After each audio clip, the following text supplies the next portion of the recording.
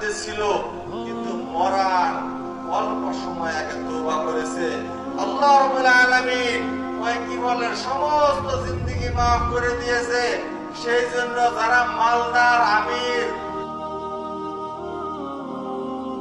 ধন দৌলত টাকা পয়সা আছে, তাদেরকে আবার বলতেছি যাকাত আদায় করবেন।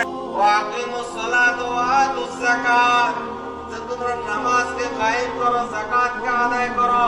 আজকাল বয়ানের মধ্যে, ওয়াজের মধ্যে বক্তারা খালি নামাজের কথা কয়, যাকাতের কথা খুব কম কয়। যাকাতের কথা খুব কম কয়। যাকাতকে আদায় করো, যাকাতকে আদায় করো।